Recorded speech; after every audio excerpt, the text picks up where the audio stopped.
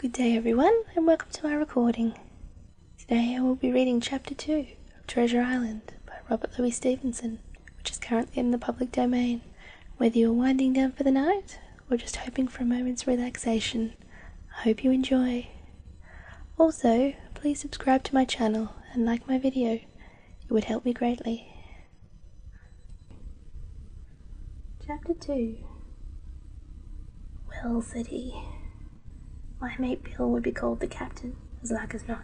He has a cut on one cheek, and a mighty pleasant way with him, particularly in drink, as my mate Bill. We'll put it, for argument's sake, that your captain has a cut on one cheek, and we'll put it, if you like, that that cheek's the right one. Now is my mate Bill in this here house?" I told him he was out walking. "Which way, sonny? Which way's he gone?" And when I had pointed out the rocky headland, and told him how the captain was likely to return, and how soon, "Ah," said he, "this'll be as good as drink to my mate Bill." The expression of his face, as he said these words, was not at all pleasant. I had my own reasons for thinking that the stranger was mistaken, even supposing he meant what he said, but it was no affair of mine, I thought, and besides, it was difficult to know what to do. The stranger kept hanging about just inside the inn door, peering around the corner like a cat waiting for a mouse. Once I stepped out myself into the road, but he immediately called me back, and as I did not obey quick enough for his fancy, a most horrible change came over his sallow face, and he ordered me in with an oath that made me jump. As soon as I was back again, he returned to his former manner, half fawning, half sneering, and patted me on the shoulder, told me I was a good boy, and he had taken quite a fancy to me. "I have a son of me own," he said, "as like to you as 2 blocks, and he's all the pride of me heart. But the great thing for boys is discipline, sonny, discipline. Now if you had sat along with Bill, you wouldn't have stood there to be spoken to twice, not you. That was never Bill's way, nor the way of such as sailed with him. And there, sure enough, is my mate Bill, with a spyglass under his arm, bless his old heart, to be sure. You and me just get back into the parlour, sonny, and get behind the door, and we'll give Bill a little surprise, bless his heart." So saying, the stranger backed along with me into the parlour, and put me behind him in the corner, so that we were both hidden by the open door. I was very uneasy and alarmed, as you may fancy, and it added to my fears to observe that the stranger was certainly frightened himself. He cleared the hilt of his cutlass, and loosened the blade in its sheath, and all the time we were waiting there, he kept swallowing as if he felt a lump in his throat. At last in strode the captain, slammed the door behind him without looking to the right or left, and marched straight across the room to where his breakfast awaited him. "Bill," said the stranger in a voice that I thought he had tried to make bold and big. The captain spun around on his heel and fronted us.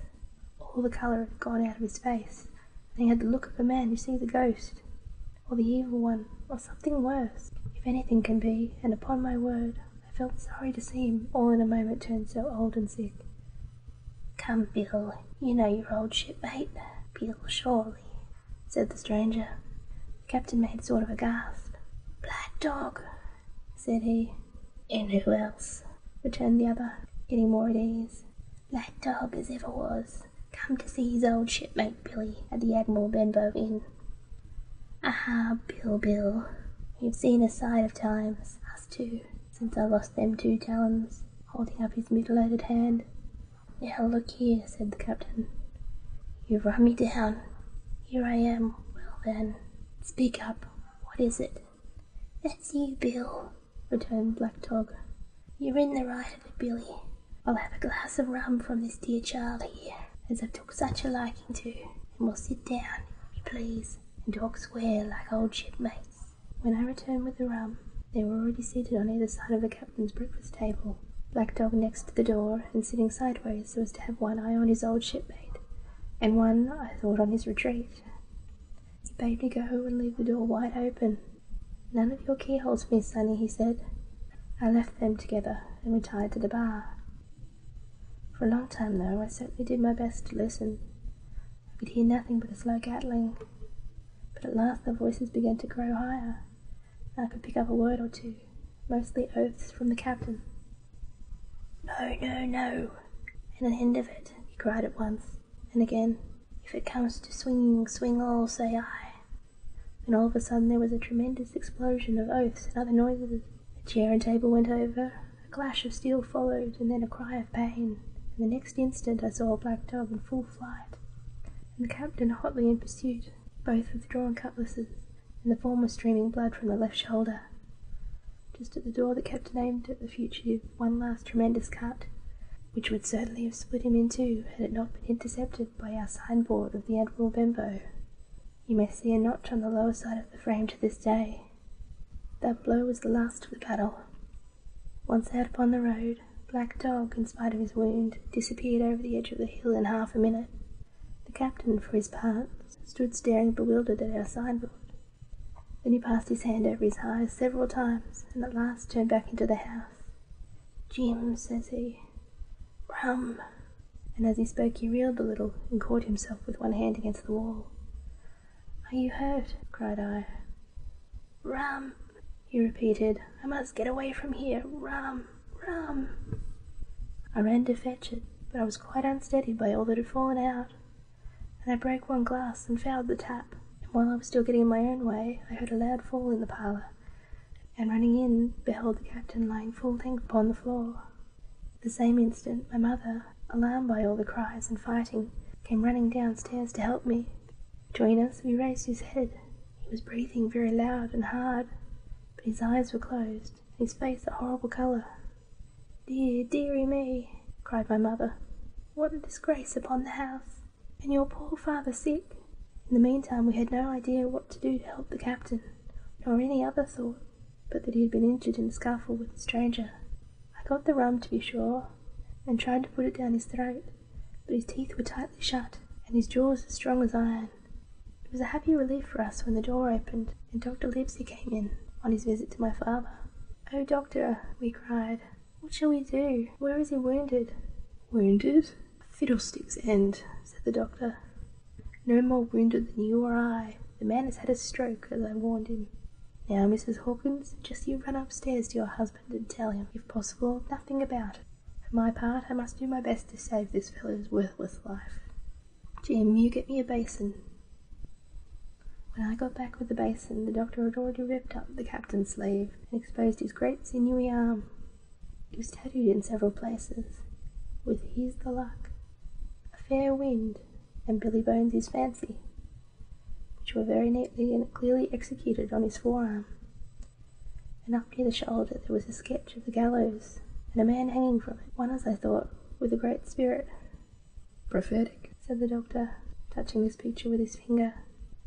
"And now, Master Billy Bones, if that be your name, we'll have a look at the colour of your blood." "Jim," he said, "are you afraid of blood?" "No, sir," said I. "Well then," said he, "you hold the basin," and with that he took his lancet and opened a vein. A great deal of blood was taken before the captain opened his eyes, and looked mistily about him. First he recognised the doctor with an unmistakable frown, and then his glance fell upon me, and he looked relieved. But suddenly his colour changed, and he tried to raise himself, crying, "Where's Black Dog?" "There's no black dog here," said the doctor, "except what you have on your own back. You've been drinking rum, and you have had a stroke, precisely as I told you, and I have just very much against my own will dragged you head foremost out of the grave. Now, Mr. Bones, what I have to say to you is this. One glass of rum won't kill you, but if you take one, you'll take another, and I stake my wig if you don't break off short, you'll die. Do you understand that? Die. Come now, make an effort, and I'll help you to a bed for once."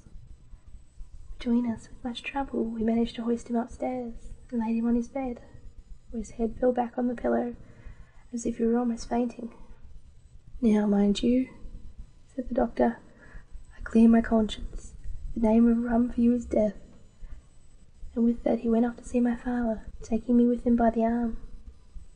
"This is nothing," he said as soon as he had closed the door.